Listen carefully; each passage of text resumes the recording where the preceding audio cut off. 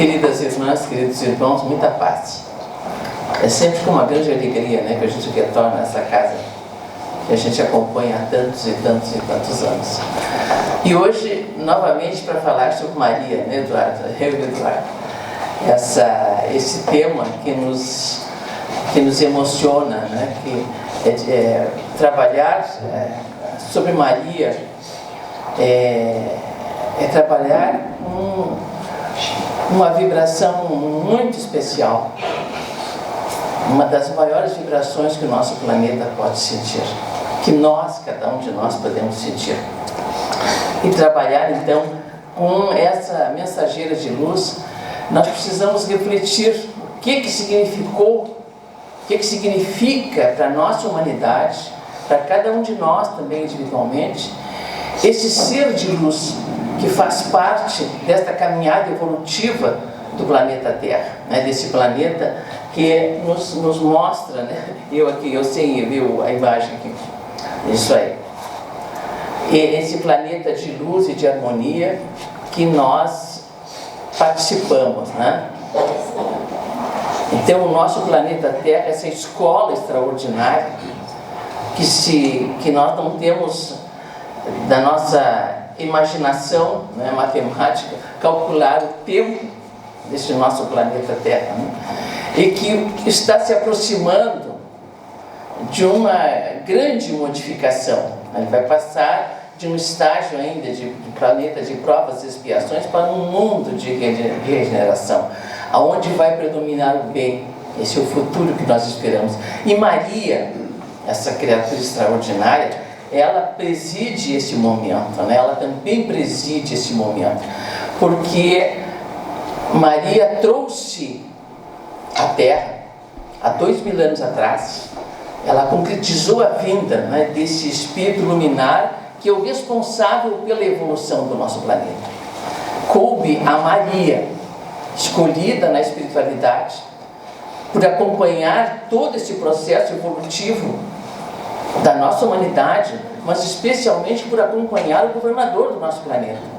Ligação profunda com Jesus, responsável pela evolução da nossa humanidade, responsável por esse planeta Terra, né, pela nossa escola. E esse espírito iluminadíssimo, há 2000 anos atrás, tinha que vir agora viver a lei de amor. Moisés já tinha trazido, 1500 anos antes dele vir, a lei divina, os 10 mandamentos, que é um roteiro extraordinário e que ainda não aprendemos a viver de acordo com aquele roteiro de luz. Então Moisés trouxe a lei, mas Jesus veio viver o amor desta lei, porque a lei de Deus é a lei do amor. E para que ele viesse se concretizar aqui na Terra, né, ele precisou de um espírito que pudesse recebê-lo nesta caminhada física. Jesus veio aqui na forma como todos nós viemos, através de um pai e de uma mãe. Ele se concretiza, ele é filho biológico de Maria e de José. Então, neste momento da espiritualidade, há 2000 anos atrás, esses espíritos se corporificaram aqui na Terra. Maria, José, todos aqueles que foram os apóstolos, os discípulos, todos aqueles espíritos que depois Jesus curou, Jesus amparou, eles todos fizeram parte de um planejamento divino extraordinário para que ficasse estabelecido o roteiro que nós temos que seguir, a nossa humanidade, nós como humanidade, e nós também como indivíduos, né, cada um de nós. Então Maria veio antes, né, para dar condições a que Jesus se corporificasse na Terra, ela e José também um espírito iluminadíssimo, né? E vieram se encontrar aqui, não é por acaso, tudo estava programado, a lei divina não ocorre ao acaso. Então Maria se corporifica antes, né? Ela nasceu lá na Judéia, né? Filha de Ana e Joaquim, duas criaturas também extraordinárias, espíritos iluminadíssimos que reencarnaram antes, preparando a vida de Jesus. Maria precisava reencarnar, então vir também, dar esse passo, né? E ela então vem como filha Já Joaquim e Ana, idosos, já quase idosos, não tinham filhos, isso para um casal judeu era muito difícil enfrentar essa situação de não deixar uma posteridade. E eis que já com uma idade já mais avançada, Ana engravida e vem Maria. Mas eles encaminharam para Deus essa criatura, porque eles percebiam que também era um espírito de muita luz, muita harmonia, muito equilíbrio, né? E aos 15 anos os dois desencarnam. Em um período pequeno de tempo, Maria fica órfã de mãe e de pai. E aí então ela é encaminhada para, como todas as jovens judias da época, que quando ficavam desamparadas, né, pela família, justamente por motivo até de orfandade, elas eram encaminhadas para o templo de Sião, junto ao templo de Jerusalém, e ali elas eram educadas para se tornarem mães de família. Isso aqui é interessante, né? Elas eram preparadas. E Maria, aos 15 anos, foi encaminhada para esse local, para o templo de Jerusalém, no Sião, o templo do Sião, e ali aguardar o casamento. Então, nesse tempo, as viúvas judias, que tinham bastante conhecimento, bastante influência, as viúvas ajudavam essas jovens. Então, preparavam elas nas lições da Torá, elas aprendiam, aprofundavam todo o conhecimento, né, sobre a religião judaica. Elas se preparavam também com ofícios, elas aprendiam a costurar, a bordar, cantavam, tocavam cítara. Elas tinham uma preparação muito especial para assumirem depois, futuramente, a família. Então, muitos jovens iam buscar a noiva judia no templo de Sião. E José foi lá também. José foi lá também. De acordo com as pesquisas que fizemos, tem muitas informações, não precisas, mas algumas até com bastante consideração histórica. E José, então, numa das que nos baseamos, né, que a gente achou bastante lógica, José, aos 35 anos, ficou viúvo, com 5 filhos pequenos, um menorzinho de 2 anos, e ele vai ao templo de Sião, né, buscar uma companheira, uma mãezinha para os filhos. Provavelmente eles já conheciam, já havia laços, né, entre eles, entre os parentes, e lá Maria então aceita o pedido de casamento, né, porque dois juízes, né, dois doutores da lei que trabalhavam no templo, 2 sacerdotes, eram tios de Maria. Então foi uma coisa muito bonita também esse encontro, essa formação. A Maria estava com 17 para 18 anos e aceitou esse desafio de casar já com um homem mais maduro, pai de 5 filhos, para ir continuar, né, dando continuidade à sua tarefa, né? Então Maria vai para lá, aqui Trancônia. O que Maria... isso aí.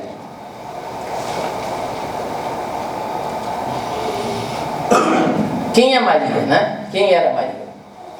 Era um ser adorável, né? Um ser extraordinário. Que Maria, imagine a luminosidade desse espírito, né? A luminosidade, a elevação desse espírito, né? Ela tinha um grau realmente muito elevado, mas vejamos o que se destacava nela, né, nesse espírito. Vejam o que nós temos que alcançar também, né? É a paciência, a ternura, a resignação, né? Então, ela tinha que ser caridosa para com todos. Isso era ela, né? Realmente era, né? Amorável.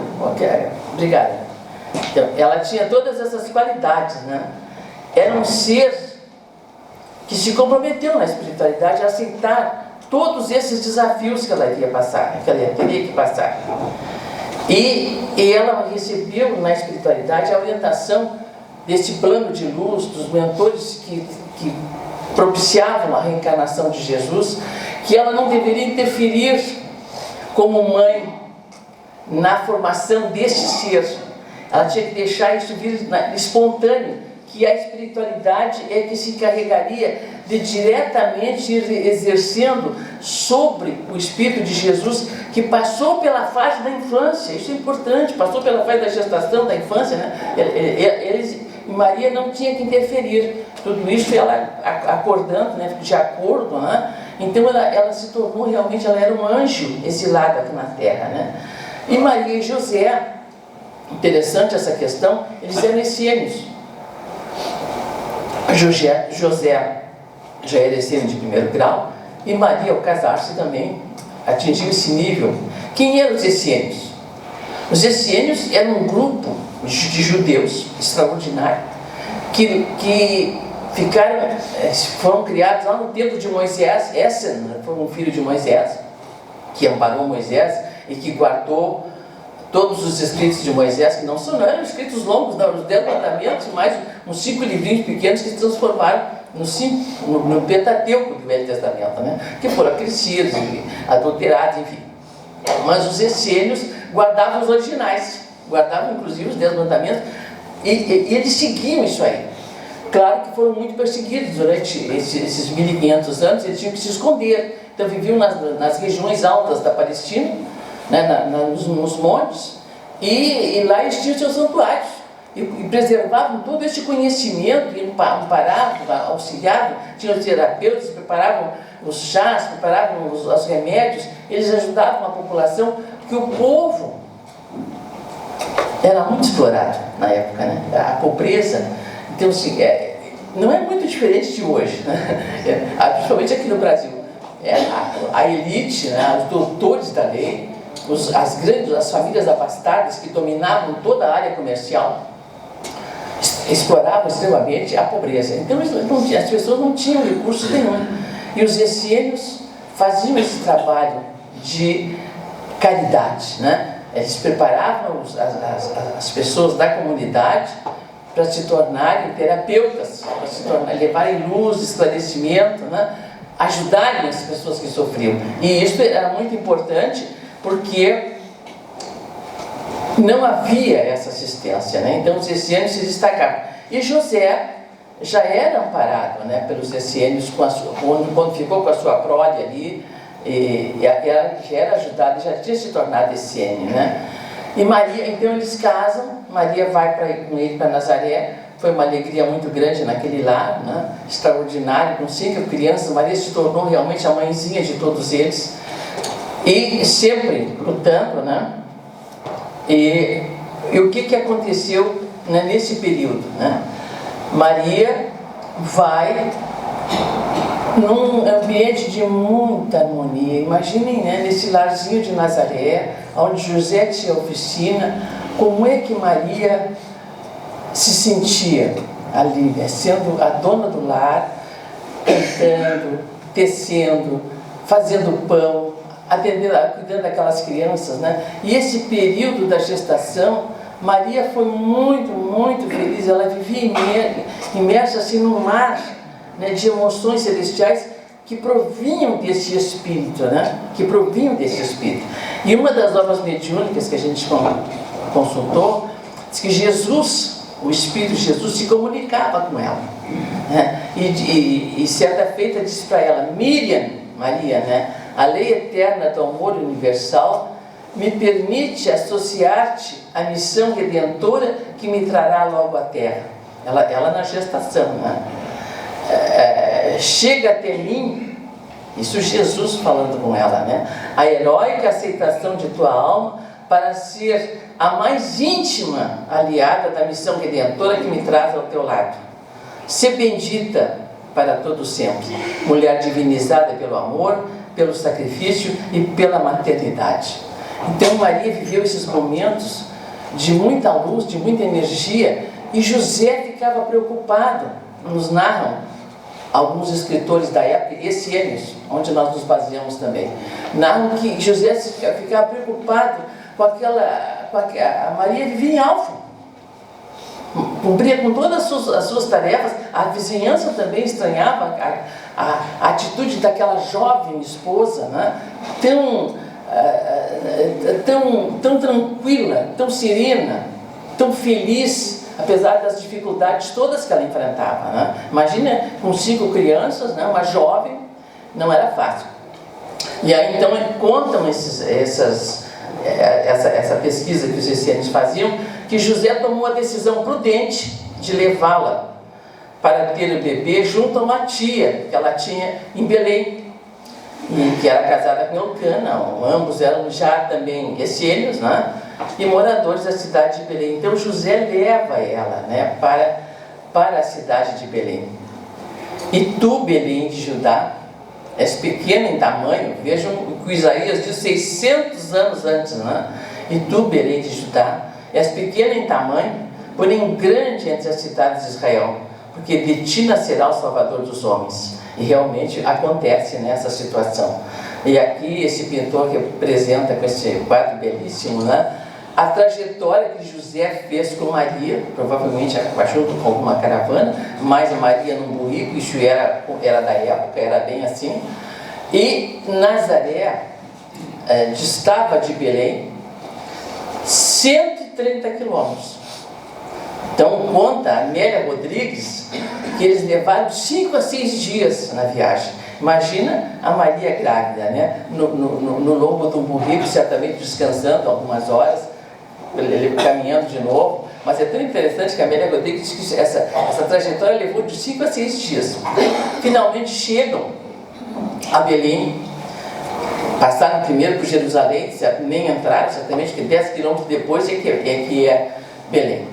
E lá então contam esses escritores que no lar da tia Sara, simples, muito pobre, e de Elcana, o esposo, eles já estavam esperando, e não havia comunicação, mas eles tinham sonhado que viria. Ela sonhou com a sobrinha, ela conta quando Maria chega, né? E que nos braços vinha o Salvador do mundo, vinha o Messias, que era tão esperado pelo povo judeu. O Messias estava sendo esperado demais. E eis que ele chega, ele nasce, uma coisa lindíssima, né? Este momento extraordinário em que esse avatar divino, né, o nosso condutor, o nosso governador do planeta, ele vem pessoalmente viver a mensagem de luz que nós precisamos viver. Nos dá um exemplo, as meninas cantaram tão bem a música, né? Que Jesus nos mostra o caminho, né? E foi de uma felicidade incrível, porque o lar de Sara e de Elcana se iluminou, aquele lar simples, pobre, né? Se iluminou, contam os escritores essênios que vinham gente de tudo que era lado para ver aquela luminosidade, ficavam encantados com aquela criança maravilhosa, né, que ali estava. E não só da região, mas vieram gente de longe. Então conta a história, né, oficial, que lá do Oriente, 3 extraordinários sábios, né, doutores, astrônomos e sensitivos e magos, né, os 3 reis magos vêm de camelo acompanhando aquela luz. É porque eles sabiam, né, estudando astronomia, que naquela conjunção desses planetas que ocorreu naquele momento, propiciava o nascimento do grande avatar que estava sendo esperado. E eles então seguem a luz e chegam depois de muita trilha, chegam a Belém. E ainda José e Maria estavam lá. O menino Jesus já tinha alguns meses, né, quando eles chegam, segundo as narrativas, né? Eles chegam, os magos do Oriente, Baltazar, Gaspar e Melchior, extraordinárias criaturas, né, que vieram saudar e que ficaram estarrecidos quando chegaram na Judeia. Não tinha festa, não estavam delirando. E o pior, que os judeus, pela previsão, né, dos judeus, também todos sabiam que estava na época de em Belém acontecer aquela previsão que já estava sendo feita há mais de 600 anos. E aí então eles explicam para Maria e para José: desde muitos anos sabíamos que a conjunção de Júpiter e Saturno, com concurso em segundo plano com Marte, indicaria o momento exato do advento do Verbo de Deus ao mundo físico. Então eles vêm aqui, né?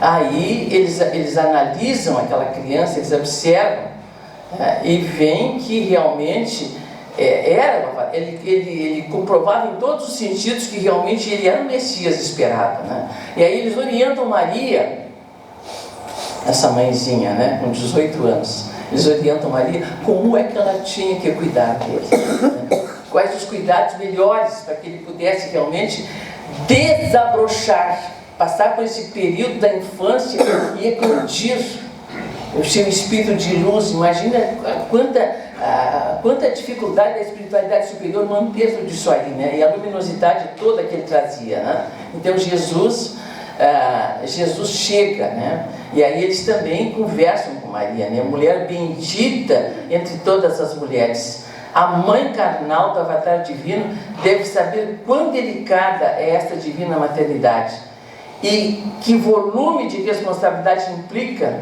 o fato de ter dado a vida física a um anjo feito homem. Então é Maria, né? Maria, mas imagine o sacrifício dessa criatura, mas ao mesmo tempo a beleza, né?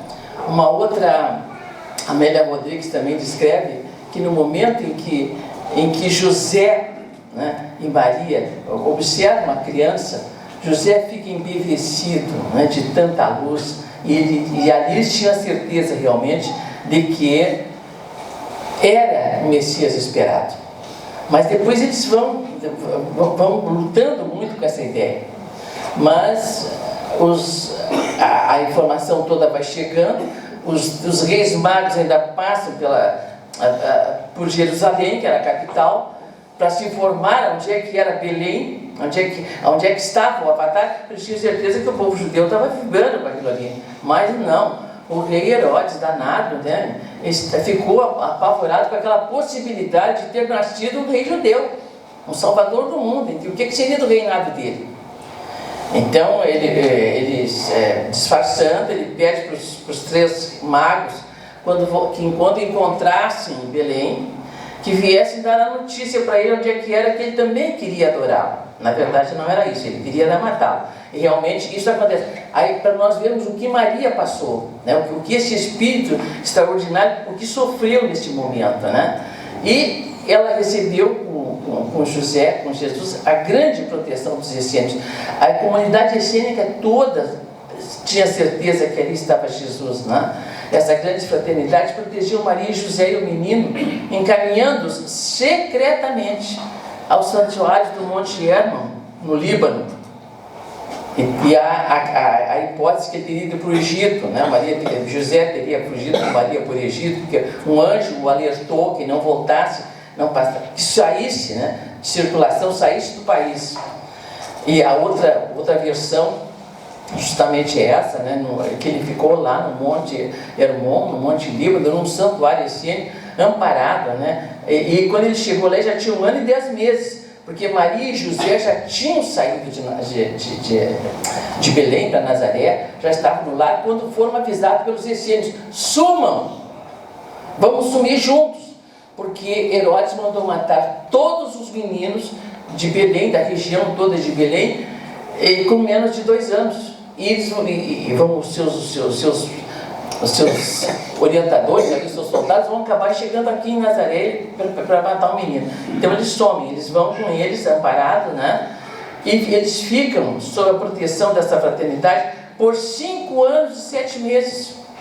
Imagine a preocupação, né, de Maria, lembrando do seu lar lá em Nazaré, as crianças precisando dela também. E José ficou junto por um tempo, ele disfarçado, ele ia, contam esses essênios, ele ia até Nazaré amparar os filhos, deixou os cuidados de mais familiares, né? Então, mas sempre ele voltava para amparar Maria e Jesus. É muito interessante essa análise que os essênios fazem, né?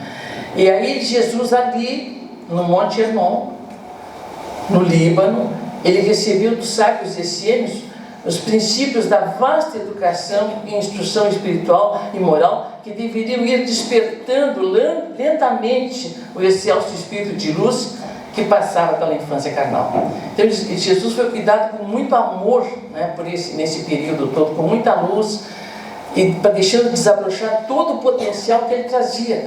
Então há uma hipótese, né, de que ele aprendeu com os essênios. Não, os essênios tinham consciência que ali estava o Messias e estavam dando toda a proteção e trabalhando. E Maria ficava impressionada, porque aqui é uma frase também que eles colocam, que ela pensa, que ela dizia, né, filhinho, discorre sobre coisas profundas demais para a tua idade.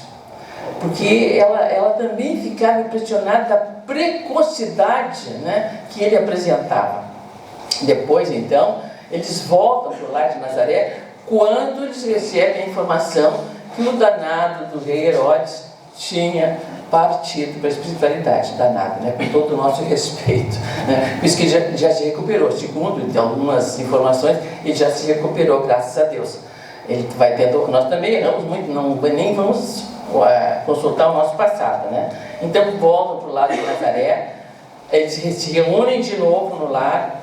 Jesus já está com 7 anos e os meio-irmãos que contavam 10, 12, 14, 16 e 18 anos. Então vejam aí que se reúnem de novo, né?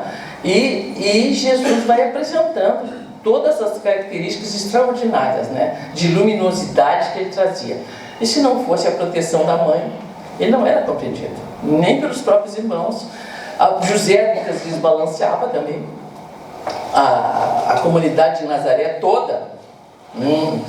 É por isso que ele diz que não há profeta em sua terra, porque Nazaré não aceitou ele como Messias, né? Então, mas o desabrochar do potencial de energias de Jesus, né, a sua grande bondade para os sofredores, as curas, as viagens, então ele vai, a partir dos 12, 13, 14 anos até, né, aos 20 e poucos anos, ele já curava, ele já ajudava, há uma tendência incrível de amparar os que estavam à volta, e só Maria que o amparava. Só a Maria estava sempre junto com ele, e assim ele foi vivendo, né, com todas essas situações. E Maria, como ela se manifesta dessa forma, né? Às vezes espanta-me as manifestações do poder divino de meu filho. Segundo essa pesquisa, é a conversa que ela está tendo com José. Eu queria um filho bom, grande servidor de Deus, mas não rodeado de tanto poder, porque quanto mais se apresentar demasiado visível para todos, menos será nosso.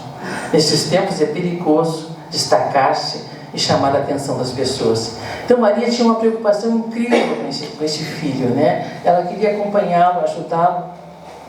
E aí nós sabemos de tudo o que aconteceu depois dos 30 anos do Mestre, né? Quando ele assume a tarefa, quando ele reúne os 12 apóstolos, tudo isso ela foi acompanhando, a pregação de Jesus. Ele sai de Nazaré, vai para Cafarnaum, mas sempre Maria acompanhando, porque Cafarnaum foi o local que ele encontrou mais condições de poder pregar, ensinar, deixar o seu evangelho de luz.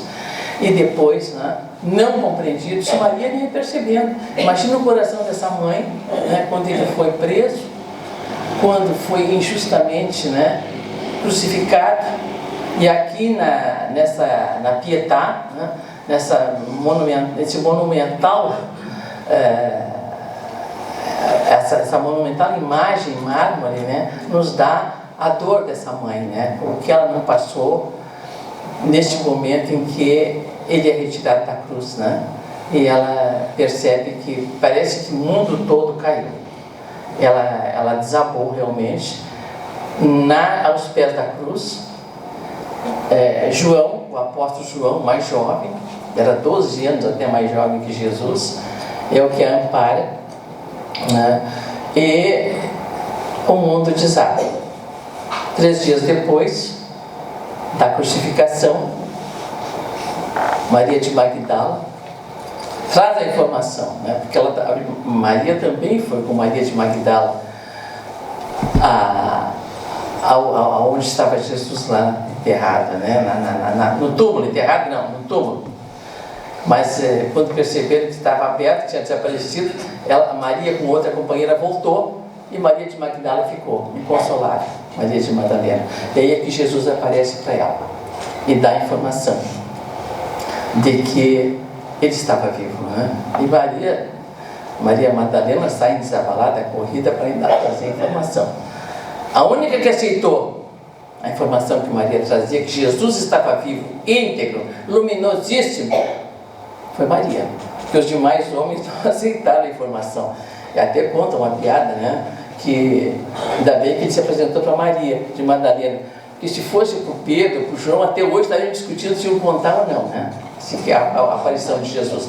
Mas Maria sofreu muito, imagine essa mãe, né? Mas quando ela compreende, Jesus começa a se apresentar para eles, para ela também, né? Onde eles estavam escondidos e ela junto, e ela volta para Nazaré depois.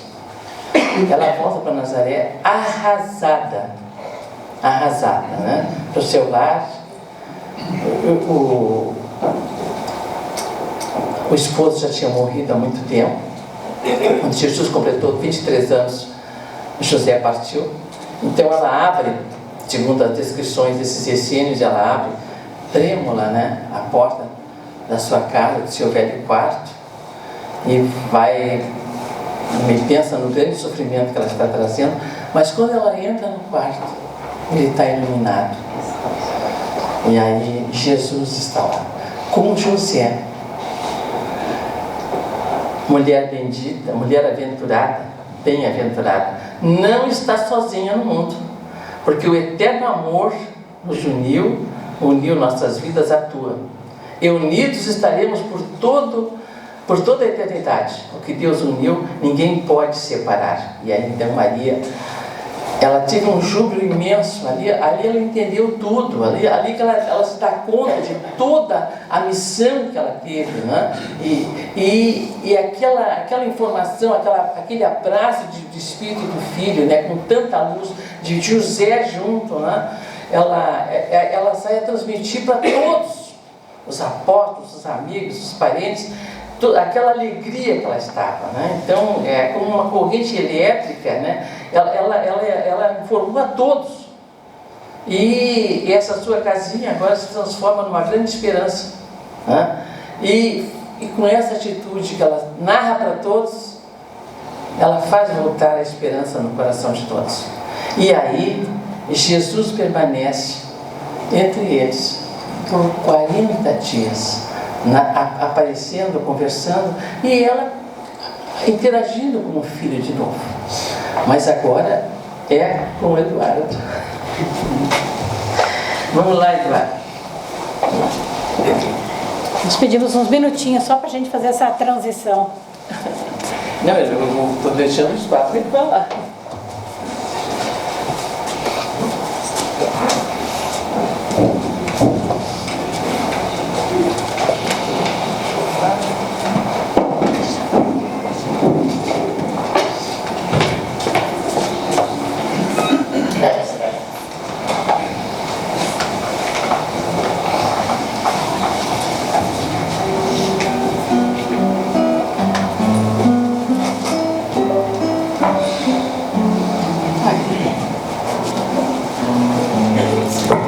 Boa noite a todos.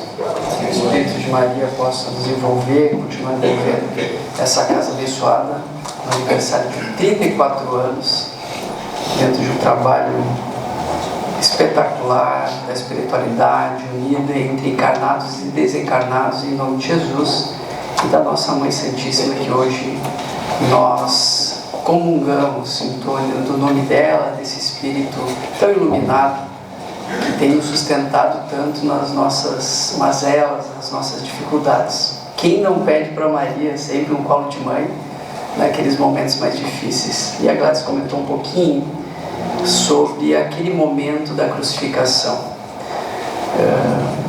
Maria, após ter acompanhado Jesus durante os 3 anos e visto tantas pessoas que foram auxiliadas por ele, tantas curas realizadas, as bênçãos, mas especialmente a forma como Jesus lidava com as pessoas, o abraço, o carinho, amoroso com a mãe, amoroso para com todos indistintamente, malfeitores, doentes, doutores da lei. Todos tinham um lugar no coração de Jesus, uma palavra amiga, um consolo, assim como com Maria também. que dentro do colégio apostólico era a mãe de todos. Era a mãe de Jesus, do Mestre, e era a mãe de todos aqueles que com certeza vinham até Maria nos momentos de dificuldade, tirar suas dúvidas, talvez levassem até às vezes uma chamada de Jesus nos momentos de discussões. E eu tenho certeza que Maria, como uma boa mãe, apaziguava aqueles corações intrépidos, fogosos, que partiram pelo mundo levando a boa nova, entregando suas vidas em função de uma nova perspectiva de vida que Jesus trouxe, da imortalidade da alma, do amor incondicional, enfim, de todo o Evangelho reunido nas palavras, na vida e nos atos que Jesus nos trouxe. E Maria, no momento da crucificação, na festa de Páscoa, ela tinha dificuldade de compreender, segundo nos conta Humberto Campos, por que então o seu filho tão amado, que foi esse Espírito tão grandioso, que tantas pessoas ajudou, por que ele se encontrava na cruz naquele momento? Enquanto as lanças, as pedras cruzavam o céu, naquele ambiente infernal, eis que a memória de Maria retorna ao passado. E ela começa a se recordar daqueles momentos que teve junto a Jesus, começa a se lembrar de Jesus levando malfeitores para dentro de casa. Certa vez Jesus levou 2 malfeitores conhecidos, ladrões do Vale de Mizé, e Maria recordava-se que ele tratava e tratou aqueles 2 malfeitores como legítimos irmãos. Falava com as lavadeiras, com as pessoas da rua, era alegria de casa. E que Jesus ajudava José, trabalhava, demonstrava em todo momento aquele amor fraternal, desde a terra infância até a juventude, até os 2, 3 anos conhecidos da vida apostólica, em que Jesus traz a boa nova. E Maria perguntava-se sempre durante aquele momento, em pé na cruz, retornando ao passado, por quê? Mas também recordava-se de que certa vez, quando fora receber Jesus, tinha dito ao anjo ou ao Espírito superior: eis aqui a escrava do Senhor. E ela repetia para ela: eis aqui a escrava do Senhor, sabendo que Deus sabe absolutamente de tudo que nós necessitamos, e de que apesar das dificuldades ou das provas que porventura passemos, tudo tem uma causa e um fim útil. E ela recordava-se de Jesus, do nascimento, como a Gladys nos contou, recordava-se de Jesus no colo de Simeão, na casa de Isabel, e a sua memória voltava a Nazaré abençoada, à praia de Cafarnaum, quando sentiu um toque de 2 mãos que a abraçavam, tocavam-lhe os ombros, que eram de João. João, conhecido como João Evangelista, escreveu o 4º Evangelho, que era João, irmão de Tiago, o maior. E João era o apóstolo, segundo nos conta, mais jovem, mais amoroso, mais querido. Era o queridão dos apóstolos, como nós dissemos, que foi o único dentro do colégio apostólico que não fugiu da crucificação, que ficou ao lado de Maria, ao lado das outras mulheres que ali se encontravam, e abraçou a Maria como uma legítima mãe. E nesse momento de extremo sofrimento de uma mãe, porque além de ser um espírito superior, um espírito tão elevado como o de Maria, nós temos sempre que recordar que ela foi mãe. E como mãe, o sofrimento de ver um filho, sabendo mesmo os desígnios de Deus, mas ver um filho naquela situação em que Jesus se encontrava, era dilacerante para um coração de mãe. Então Maria tinha um sofrimento de mãe, natural, ao ver, especialmente de um filho tão amoroso como ele, especialmente de um inocente dentro daquele ambiente. E eis que os 2, João e Maria, olham a Jesus. E Jesus, nos últimos instantes, já estava quase se desligando do corpo, olha para João e diz: meu filho, eis aqui tua mãe. E aponta para Maria, olha para Maria e diz: Maria, mãe, eis aqui teu filho. Então Jesus, nesse momento, entrega aos cuidados De João, a sua própria mãe. No momento da crucificação, ele não esquece da mãe. Alguém deveria cuidá-la nos anos subsequentes de trabalho árduo que Maria ainda teria. João e Maria se abraçam, aguardam então a retirada de Jesus da cruz por intercessão de Nicodemos e José de Arimateia. E Humberto de Campos diz que Maria, naquele momento em que ele oferece e diz que um deveria cuidar do outro, recorda-se do amor universal que Jesus sempre pregou, sempre falou para todos os discípulos e toda a gente que vinha ouvi-lo, de que no futuro, quem sabe no nosso futuro, nós amaremos indistintamente a todos, independente da consanguinidade. Então ficou na crucificação, nesse gesto de Jesus, os cuidados de Maria e de João, essa questão do amor universal, desse amor que transcende os laços, a família, os amigos. Um dia nós chegaremos ao que Jesus fazia, de amar a todos indistintamente. Daquele que se encontrava na rua, daquele deitado, daquele sofredor, do doutor da lei, ou daquele que mandou apedrejá-lo, prendê-lo, crucificá-lo. Pois Jesus a todos perdoava. Na realidade, ele não precisa perdoar, porque Jesus não se ofendia. É completamente diferente. Quem não se ofende, não precisa perdoar. E passa-se, então, algum tempo, como a Gladys disse, contou dos 40 dias. E Maria, então, os discípulos começam a se dispersar. Cada um vai para um lugar. Quando a gente diz vai para um lugar, não é que nem Arroio do Sal, para outro lugar, vão para longe. Alguns vão a 1.500, 600 quilômetros de distância para espalhar a boa nova, para criar as comunidades cristãs, para ensinar o que Jesus havia trazido. Enfim, se tornando realmente apóstolos, aqueles que levam a boa nova a partir daquele momento. E Maria, com a dispersão dos discípulos, ela vai se asilar na Betaneia. E a Betaneia, ela vai para lá, não é a Betânia, onde tinha a granja de Lázaro, Maria e Marta, na Betaneia. E lá vivia a família consanguínea de Maria. E ela vai ficar junto a alguns parentes durante algum tempo, se protegendo também das perseguições que ocorriam, porque alguns anos depois, o irmão de João, Tiago Maior, foi morto. Estevão também foi morto. E Maria fica aproximadamente, segundo nos consta, entre 10 e 15 anos na Betaneia. Nós não temos uma data exata, mas entre 10 e 15 anos naquela região.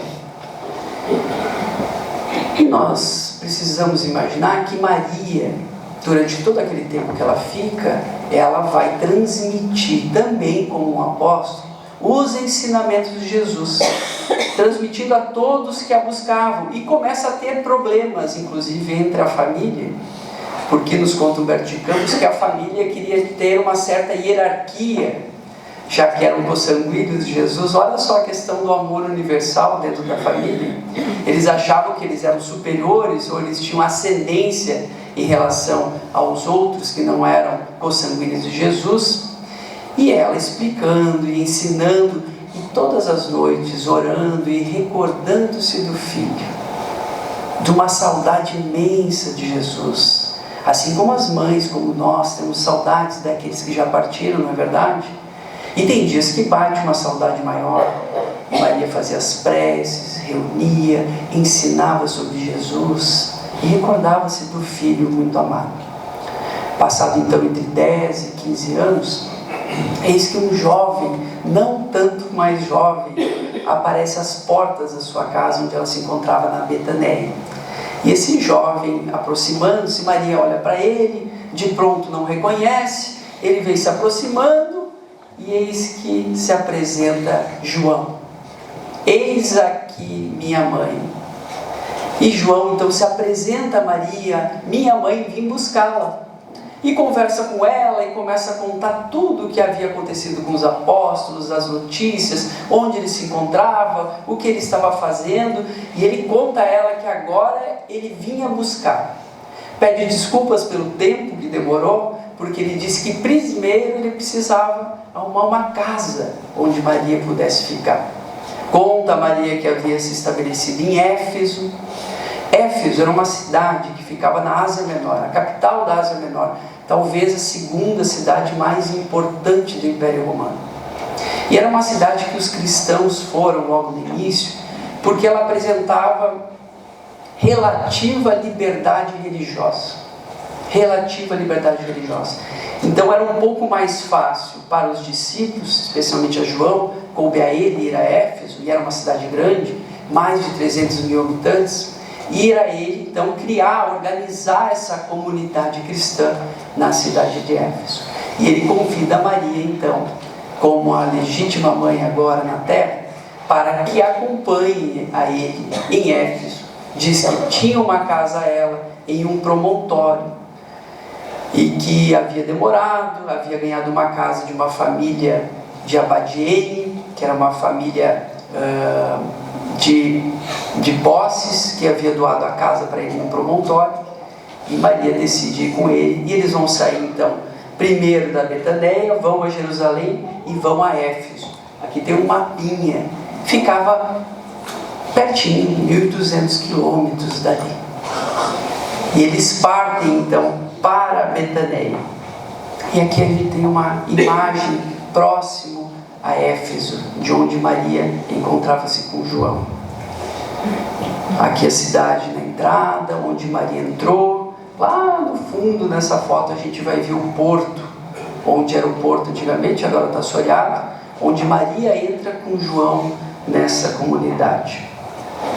Lá no fundo, igual à rua, a gente vai ver um teatro, que depois a gente vai comentar um pouco. Aqui o Teatro Romano. Então vocês imaginem que era uma cidade muito grande. E era pujante o cristianismo na cidade de Éfeso. E Maria então vai ficar nessa casa, que chama-se a Casa de Maria, que fica na Colina dos Rouxinóis. Era o nome da colina onde Maria morava, que ficava aproximadamente alguns 2, 3 quilômetros mais ou menos da cidade. Então João trabalhava na cidade junto com os cristãos, e Maria ficava na casa, cuidando da casa, não somente cuidando da casa, principalmente recebendo centenas de pessoas que vinham ter com ela.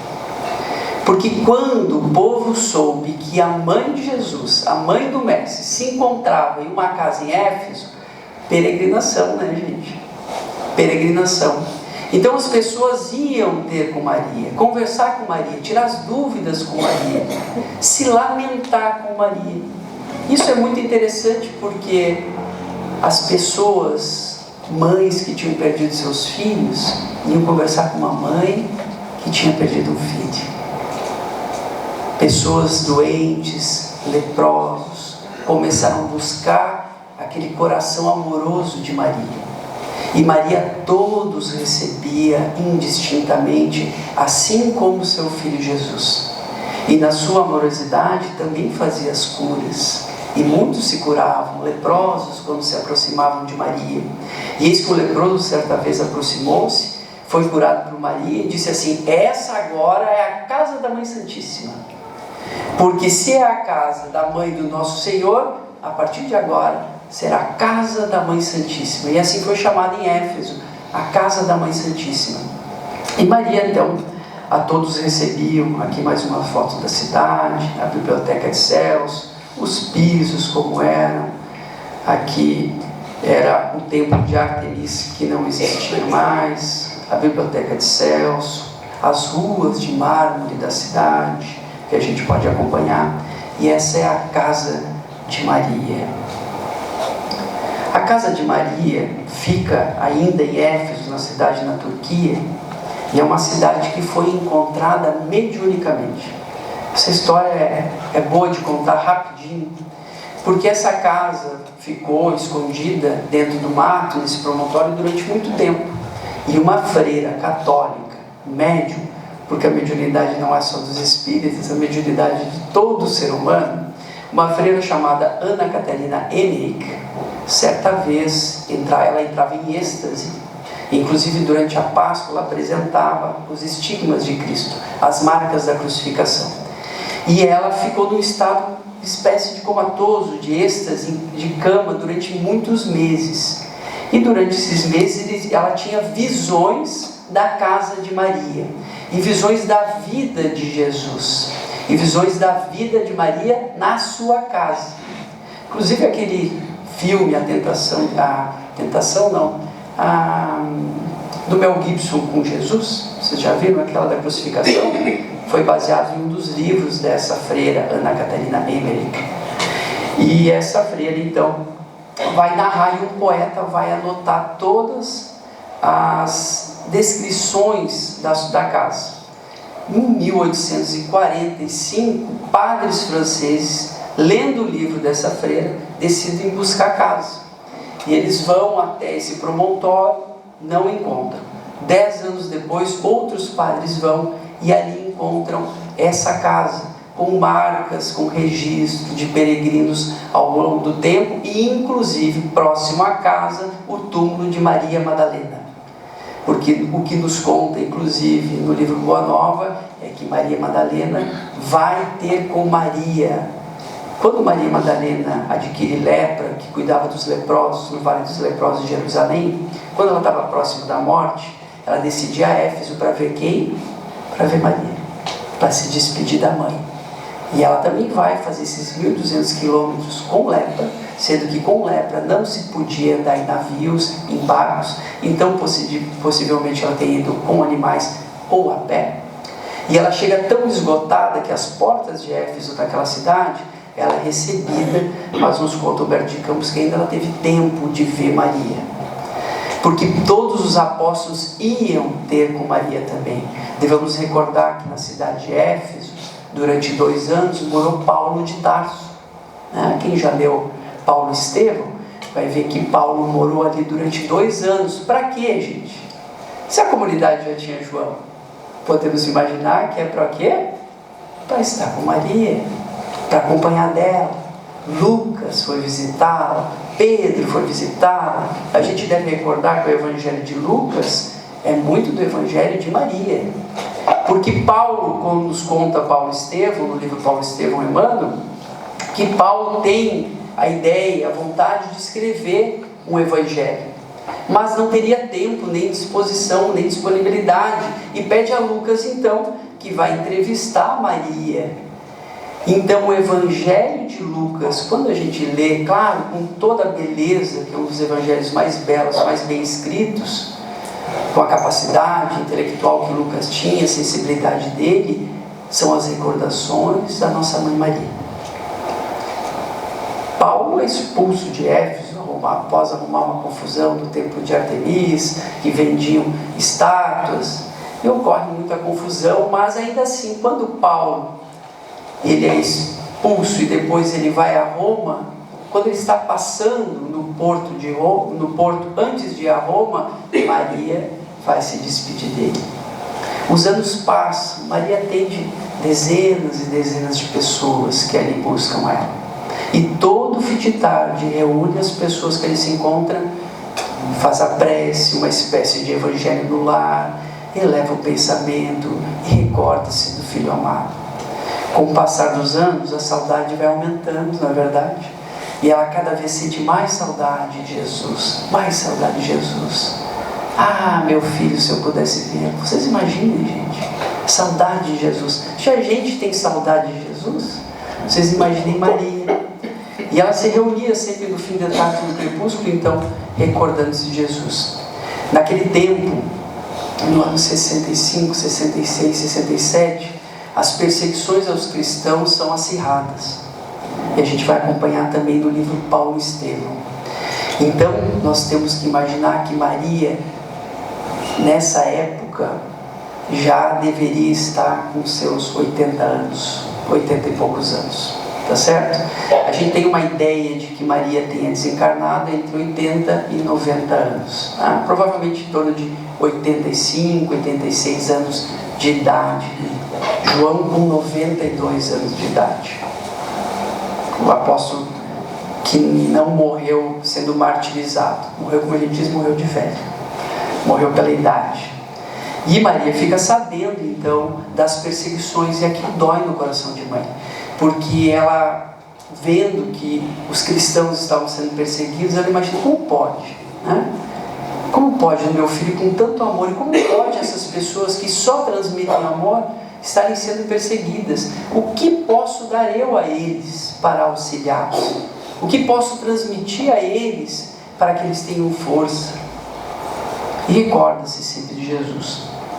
E nos conta Humberto de Campos que um certo dia, no final da tarde, no crepúsculo, aquele dia especial em que no seio da natureza as estrelas abraçavam Maria, ela sente uma saudade tão grande de Jesus, que ela inicia uma prece fervorosa a Jesus, recordando-se do filho. Escurece, inicia escurecimento, as estrelas brilhando cada vez mais, e eis que um peregrino se aproxima.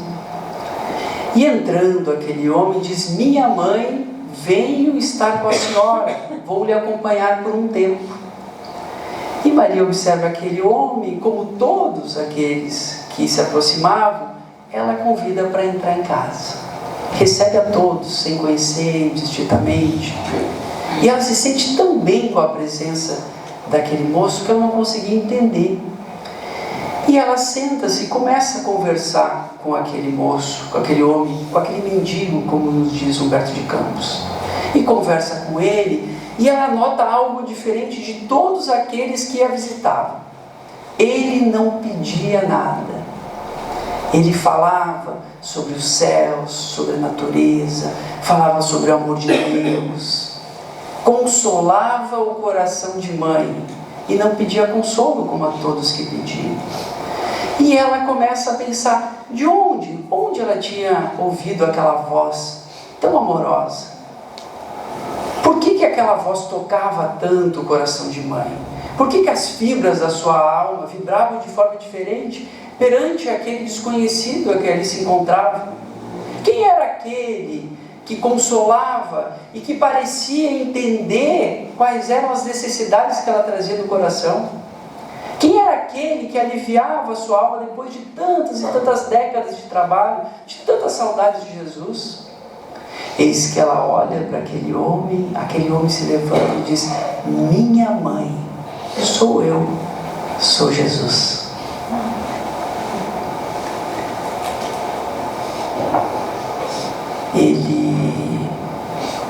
Jesus abraça ela, e Maria, quando vê que é Jesus, emocionada, recordando-se com um bom coração de mãe, diz assim: meu filho, o que te fizeram?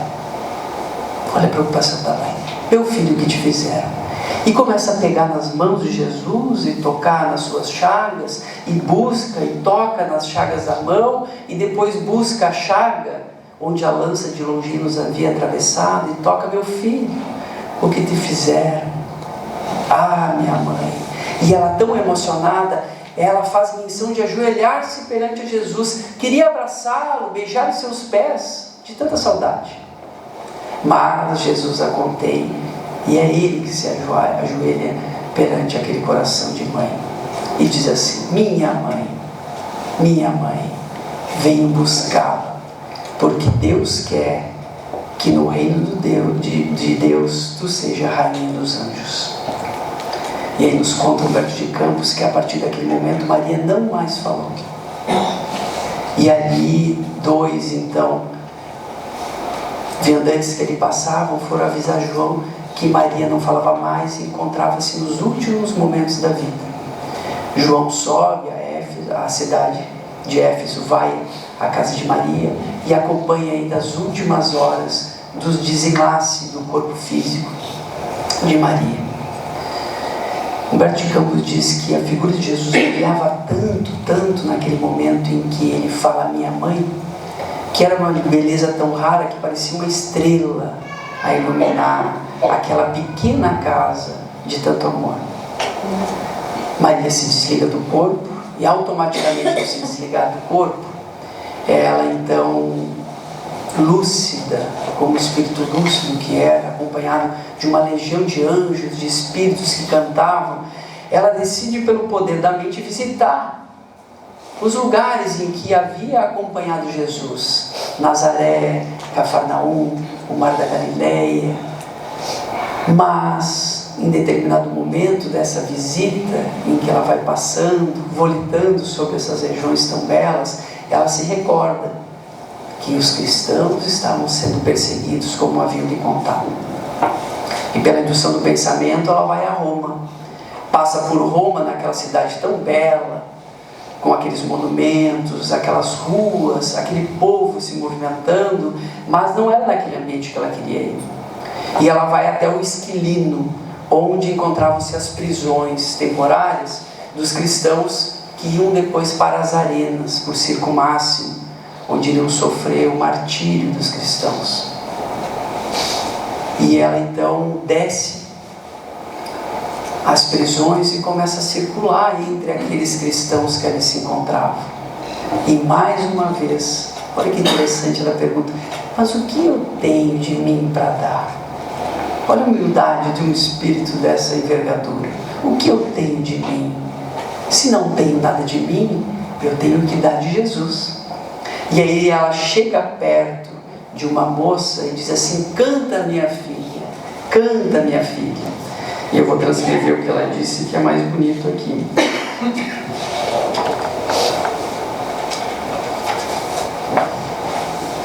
Canta, minha filha, tenhamos bom ânimo, convertamos as nossas dores da terra em alegrias do céu. E quando ela sopra no ouvido daqueles mártires, todos começam a cantar. E vocês já ouviram em vários livros espíritas que os cristãos cantavam antes de ir para o martírio. E a gente pode imaginar esses bons espíritos. E a Mãe Maria soprava nesses ouvidos, dizendo: tenhamos bom ânimo, convertamos as nossas dores da terra em alegrias do céu. Aqui é a vista da casa de Maria para o mar, como nos mostra Humberto de Campos. E agora, para finalizar, vou passar só um videozinho da casa dela, que vocês podem escutar os pássaros cantando ainda nessa época, na colina dos Rouxinóis.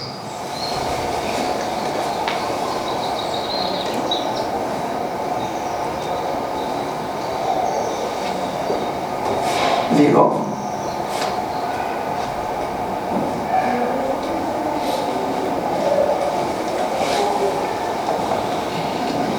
Ah, virou. Deixa eu virar aqui, gente, perdão.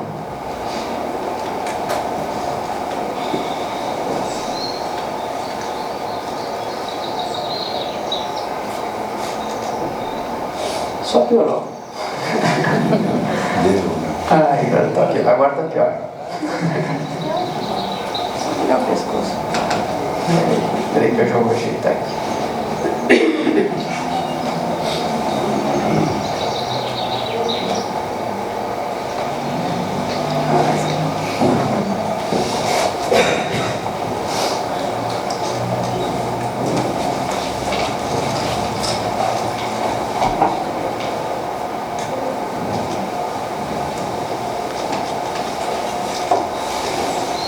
Agora estou certo.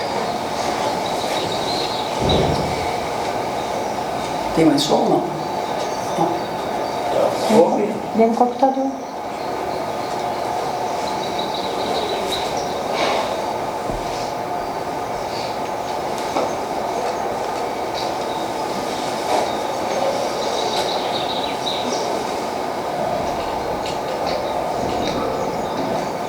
Uma pequena cisterna que tinha na frente da casa, que na época era comum, né?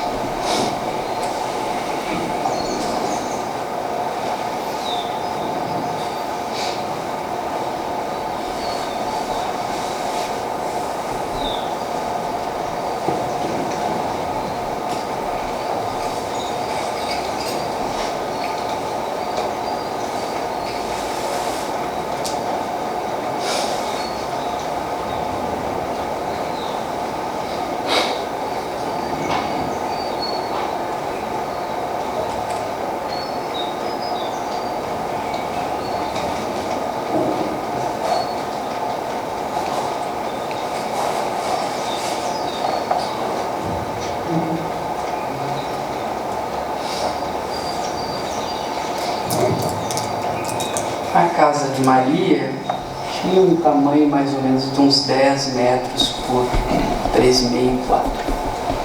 Uns 30, 40 metros quadrados. Quando a gente entra na casa, o quarto de Maria era no fundo, à esquerda, não tinha divisão, na época eles dividiam com tecidos, com alguma coisa assim. E no canto tinha o que era a cozinha, que era um fogão no chão. Então era uma casa bem simples, bem pequena, na simplicidade, dentro daquele ambiente. Esse que a gente está vendo aqui, a igreja ajustou. Mas a casa é essa aí, bem pequenininha, né? Uma casa pequena, essa árvore é original da época que teve, que é muito interessante.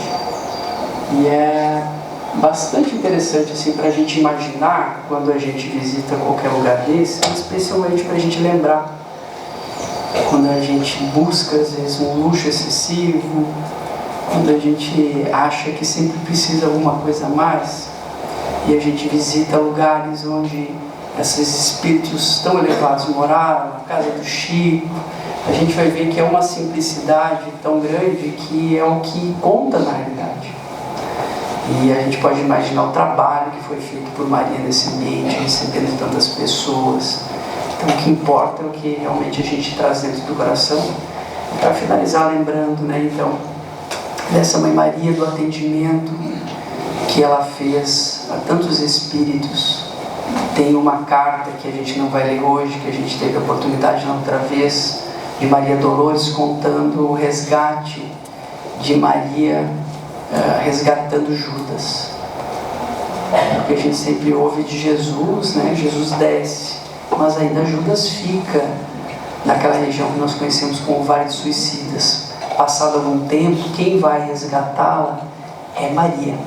E é lindíssima a passagem, só para finalizar, é muito bonita, porque tem uma parte do poema de Maria Dolores que diz assim: eu nunca tive mãe, diz Judas, porque Judas teve muita dificuldade com a mãe. Então quando ela diz assim, eu sou sua mãe, diz assim, eu nunca tive mãe, diz Judas. E é interessante porque a gente vai entendendo também os aspectos psicológicos dos apóstolos, e a gente vai compreendendo que tudo tem uma causa, que a nossa história vai registrando no nosso espírito, e muitas das consequências são do passado, de aprendizados, de traumas que a gente vai tendo. Ele diz, eu nunca tive mãe. E ela diz assim, não, mas eu sou a mãe de Jesus. É diferente. E aí ela toma Judas no colo e leva para a espiritualidade.